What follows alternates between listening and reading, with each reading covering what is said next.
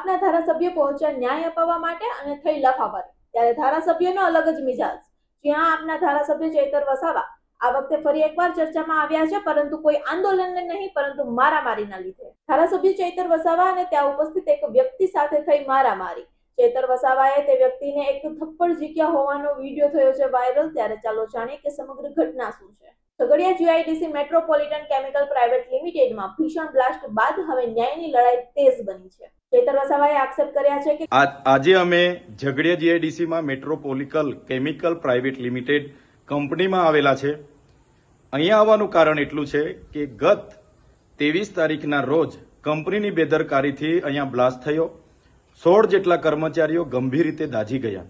ત્યારે એમાંથી એક વ્યક્તિનું મૃત્યુ 2 દિવસ પહેલા સુરત હોસ્પિટલમાં થયું અને બીજા એક વ્યક્તિનું મૃત્યુ આજે થયું અને 14 લોકોમાંથી લગભગ 5 થી 6 લોકો એટલા ગંભીર ઘાયલ છે કે જે 80% આખું શરીર એમનું દાઝીને બળી ગયું છે। છતાં પણ કંપનીના મેનેજમેન્ટમાંથી એક પણ વ્યક્તિએ આ 16 પરિવારના કોઈની સાથે પણ મુલાકાત નથી લીધી કે કોઈ પણ જાતની વળતરની વાત નથી કરી કે દવાખાનાની બિલની વાત નથી કરી, જેના કારણે આ પરિવારે ગઈકાલે મારો સંપર્ક કર્યો અને કીધું કે આ કંપનીમાં આ રીતની ઘટના ઘટી, એમાં અમારા 27 વર્ષના દીકરાઓ મૃત્યુ પામ્યા છે, જેના નાના નાના બાળકો છે। આગળ પાછળ અમારે કંઈ નથી। ચૈતરભાઈ, તમે કંઈ આવીને વાત કરીને અમને ન્યાય અપાવો। આજે અમે અમારી ટીમ સાથે એ કંપનીના ગેટ પર ગયા અને 11:30 થી લઈને 1 વાગ્યા સુધી ત્યાં ઉપસ્થિત પીઆઈ વાઘેલા, પીએસઆઈ બધાને અમે કીધું કે મેનેજમેન્ટમાં જે કઈ વ્યક્તિ હોય એને ગેટ પર બોલાવો અને અમારી સાથે જે પરિવારજનો આવેલા છે એમની સાથે માનવતાની રાહે જે વળતરની વાત હોય એ વાત કરે અને એમને ન્યાય આપવાનું કામ કરો। ત્યારે પોલીસ અધિકારી વાઘેલા સહિતના લોકોએ ત્યાં અગાઉથી એવા લોકોને લાવીને મૂકેલા હતા કે જે પરિવાર સાથે એમને કોઈ લાગે વળગે નહીં, છતાં એ લોકો અમારી સામે આર્ગ્યુમેન્ટ કરતા હતા કે ભાઈ વળતર તો 15 લાખ જ મળશે, એનાથી ના મળે, અમારો પરિવારના લોકો છે, આમ છે તેમ છે। પણ અમારી સાથે જે સગા સંબંધીઓ હતા એમણે કીધું કે અમે 15 લાખમાં સહમત નથી, અમારો એકને એક દીકરો મૃત્યુ પામ્યો છે, અમને માનવતાની નાતે થોડું વ્યવસ્થિત કરી આપો। જે બાબતને લઈને 1.5 કલાક સુધી એમણે ગેટ ન ખોલ્યો। અમે ગેટની અંદર ગયા, ત્યાંનો એક વ્યક્તિ રોનક કરીને કોઈ છોકરો હતો, એ તરત દોડી આવીને મારી સાથે ઝપાઝપી કરવાના એણે પ્રયાસ કર્યા। પીઆઈની હાજરીમાં મેં કીધું ભાઈ જે વાત કરવા માટે આવ્યા છે એની વાત કરો, બીજું ફાલતુ વાત અહીંયા કરવાની જરૂર નથી।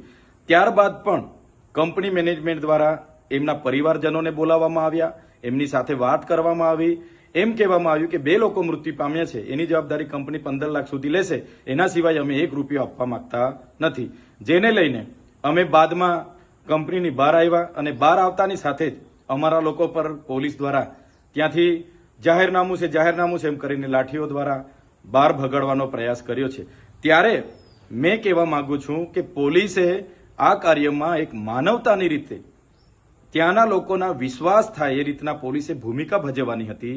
એની જગ્યાએ 5-5 દિવસ સુધી પોલીસ ત્યાં દેખાઈ નહીં। આજે અમે જવાના હતા ત્યારે પોલીસ ત્યાં આવી ગઈ અને કંપનીના માલિકના કહેવા પ્રમાણે એમણે વળતર નહીં આપવા દેવા માટે આ પરિવારોને પણ નહીં મળે, તમે જ્યાં કરવાના હોય ત્યાં કરી લેજો, તમારાથી થાય તે કરી લેજો, એવું પોલીસના પીઆઈ બોલતા હતા। એટલે પોલીસની જે કામગીરી છે મને લાગે છે કે માલિકને ના તલવા ચાટતા હોય એવું મને લાગે છે। ત્યારે મેં એ વિસ્તારની તમામ જીઆઈડીસીઓમાં કામ કરતા કામદારોને, આ વિસ્તારના તમામ લોકોને મારે નમ્ર અપીલ છે, એક 16 પરિવાર સાથે જે ઘટના ઘટી છે બહુ ગંભીર ઘટના છે। કંપનીના માલિકોને આનાથી પેટનું પાણી પણ નથી હલતું, તો આવનારા દિવસોમાં આ ઘટના બાદ તો અનેક ઘટનાઓ બનશે, ત્યારે બધાનો જ વારો આવવાનો છે। ત્યારે સૌ લોકોને મારે વિનંતી છે, આવનારા દિવસોમાં અમે જાણ કરીશું, પરિવાર અને પ્રશાસનની મધ્યસ્થી રાખીને અમે જાણ કરીશું, ત્યારે સૌ ત્યાં ઉપસ્થિત થજો। આ પરિવારને ન્યાય અપાવવાનું કામ આપણું બધાનું છે અને આપણે બધા સાથે રહીને કરીશું। આમાં જે પોલીસે ભૂમિકા ભજવી છે એ ખૂબ જ નિંદનીય અને દુઃખદાયક છે। પોલીસે એમના માણસોને બોલાવી ખોટા વિડીયો પણ બનાવ્યા છે અને અહીંયા પૈસા માંગવા આવેલા છે એવા વિડીયો પણ બનાવેલા છે, પણ પરિવાર આજે દુઃખી છે અને પરિવારની આ દુઃખની ઘડીમાં સહકાર આપવો એ આપણી બધાની ફરજ બને છે।